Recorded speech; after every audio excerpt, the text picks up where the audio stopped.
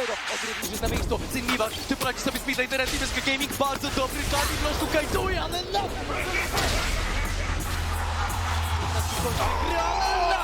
Kończy, Keszero się uratuje. Soner w pokoju za rywalem. El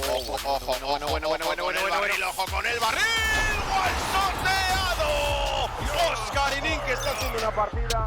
Si sta svolgendo, Gappo da solo contro Deidara, si porta a casa una kill in solitaria, adesso volge lo sguardo anche verso Aciu, mancano qualche secondo per il l'esempio. La sua barra della furia. Deve trovare un modo di chiudere la distanza con Aciu, lo trova, lo schianta contro il muro, i CC si presentano ma sarà in tempo, Gappo trova anche la seconda kill, sopravvive! Eats this chaos all over the map. Right, X7 are ahead of the play. Goodbye, Duel. Now Shikari's in trouble. He's got to try and find his way out. Wait for the Shadow Surge! And the Rocky just goes wide, but a final auto secures it anyway. La One a été loupé. La One, non, c'est bon, ils ont la vision, c'est le plongeon, le fight est bon. Le spike du clutch, le team fight qui éclate, sa kick. I spadli ovdje bili Davole im Gedžo Agatski Gedžo je na Kiaru, ali se svi vratili koliko su palili, nemamo lepo to kajču, ali obrično djelen tješnje strane Ciberako sa Power. Schanan Moonlight ebenfalls drauf, Prime ist wieder der Hook von Wisdom sichert jetzt eine doppelte Überzahl. Από την ομάδα των φαντασμάτων, ο Warden θα πεθάνει εν τέλει. Solo che Pepe! Oggi che το triple kill! Επόμενος στόχος είναι ο Μπρόλια. Θα πάρει το Quadra. I'm not here to make friends. Alors que Reckless, le moment du côté de Reckless, le passif d'Agis qui prend le duel un petit peu qui Donne le il patin! Quadra kill!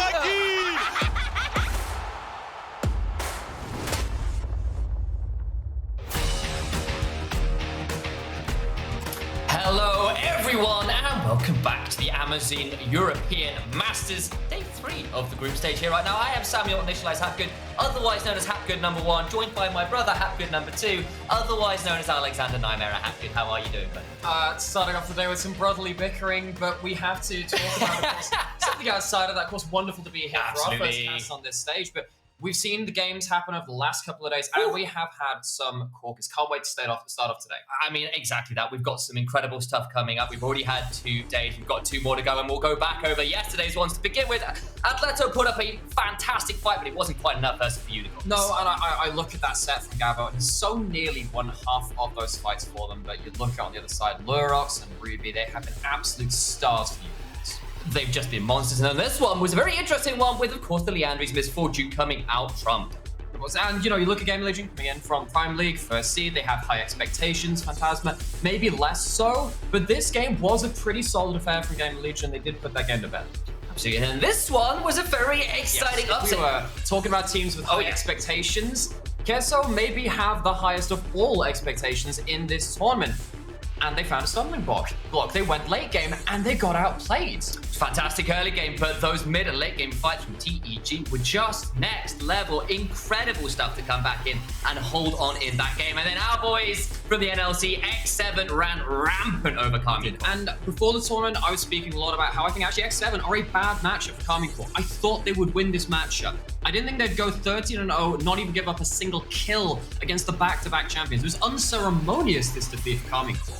Yeah, absolutely great stuff from X7. Slightly frustrating for Karmine Corp, but then this one was another NLC win by Frost, coming back in the mid-game to really win out some of those fights. And it was on the back of huge team fights in the most Bifrosted fashion. You know this team loves to get towards those 5v5s. This one was surprising to me. I didn't think that BDSA would be dropping a win in this game, but Bifrost came through and they really surprised me.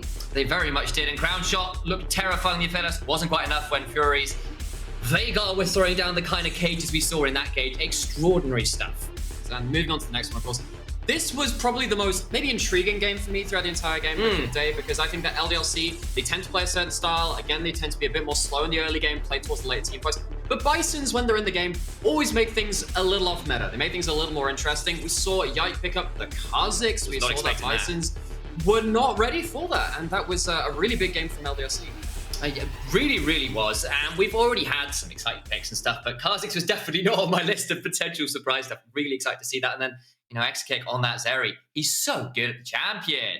was. And XKick has, continued to really impress us throughout the games that we've seen so far. But we're still only 2 games. I know. Maximum for the teams. Not every team has played even their second game yet. And we're going to go, of course, see another set of 3 groups out of our 4 playing another game today. Absolutely.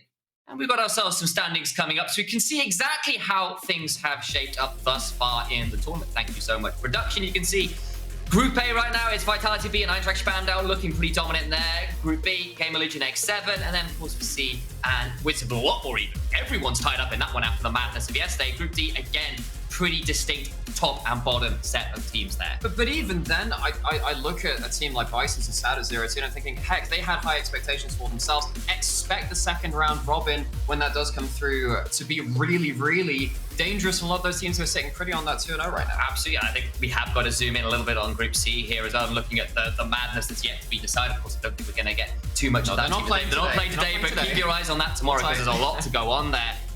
But for us, of course, I think and stuff as well, like X7, Gamer Legion facing off later today. I am so excited for that match, yes. And speaking of when they're facing up later today, I guess we should probably have a look at the games we've got in store for you. Indeed. Because you spoke about X7 versus Gamer Legion. It's NLC versus Prime League. I know we cast from the same studio. All the bad blood there, it's kind of all in good faith, but this is where it really gets serious on the day. This could be a game which really determines the entire group. I have a lot of faith in X7 playing through Haru, but Gamer Legion are coming in, again, said with a couple of the other teams, they're coming in with high expectations. We've got a double LFL versus Prime League setup between Unicorns of Love Sex Edition and LDLC. Eintracht Spandau going to Vitality B. Oh, that's pretty exciting as well. Karmine Corp looking to bounce back after games yesterday. A lot of very interesting matchups, I think it's completely fair to say. I'm also pretty excited to see how Go Rogue and Zvezda do manage to get that name correct the second time around. But to kind of set up some of the games later into the day, we'll talk about the first game of the day when we get a little bit closer to it. But let's zoom in a little bit closer onto one of the particular games that's coming up later with that Phantasma versus Karmine Corp, because Karmine Corp, they came from Plains undefeated. They went 6-0 in their group, went 2-0 in their elimination match after that point. But in their first game versus X7, they started to show some stumbling blocks. So for me, when that game comes up later, I'm really looking for Karmine Corp to solve their early game issues. They've occasionally walked into a couple of bad skirmishes, and now actually it's going to be very interesting for me to see whether Phantasma can punish them. The numbers, well, we've only had a number of games, and I'm not a big fan of low sample sizes in our statistics. This one is standout. We saw what happened versus X7. I think Karmine Corp, when we see them later in the day, will want to really stamp home some early game improvements versus Phantasma, because that could be an area where they might falter again. And you can see it on screen right now on the left is Karmine Corp in the play-in stage. Up 57 odds to yes as it goes on. And then you look on the other side, big goal discrepancy. Yes, again, it's just the one game. Yes, it was against X7, who were a fantastic early game team.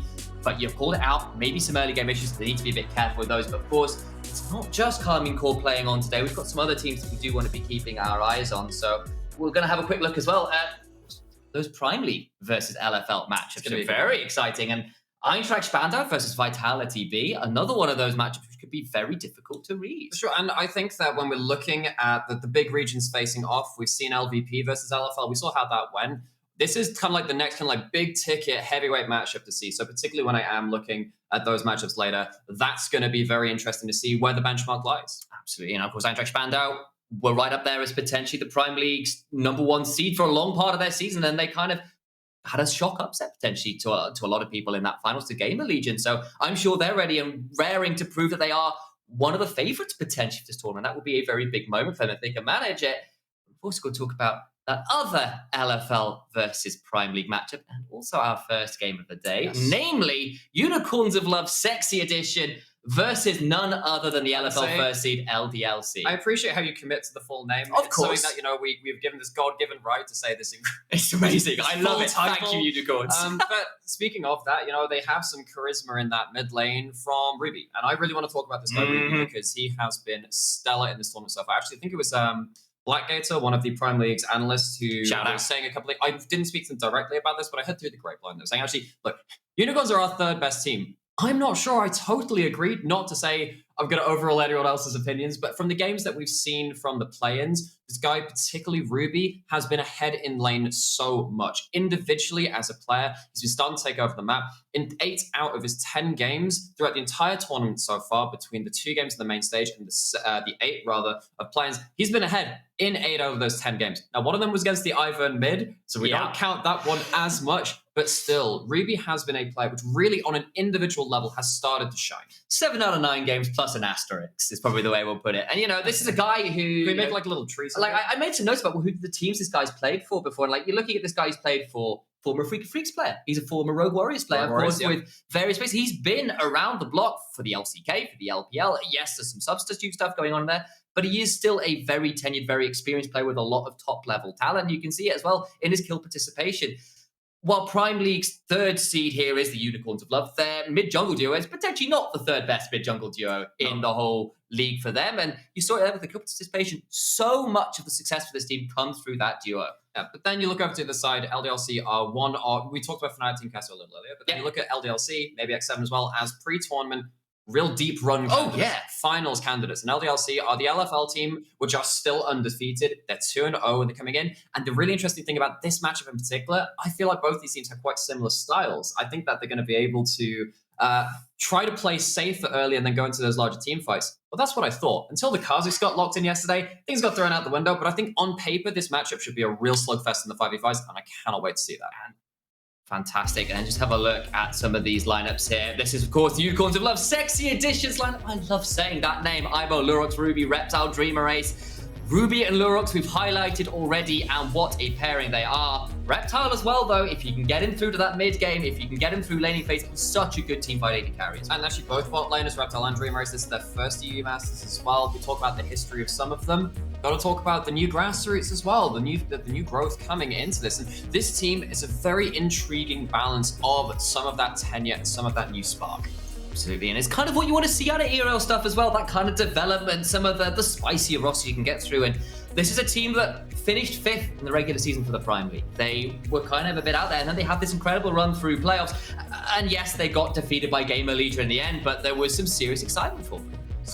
And of course, there is another side to this matchup. We have, of course, the real big fish out of the LFL. Maybe not expected at the start of the season to be, you know, the title candidates and everything. But after those playoffs, after dealing such a harsh defeat to Karmine Corp in that first match in those playoffs, and then a hard-won victory in that 5-game series in the LFL finals, the Foxes are coming through so strong, and LDLC are a serious team to watch. We cannot say that enough. Reminder again, this is a former EU Masters champion team back from 2020 spring. They have been around the ERL system for such a long time. They've had some incredible players through their doors, and this roster is looking to be another one of those rosters.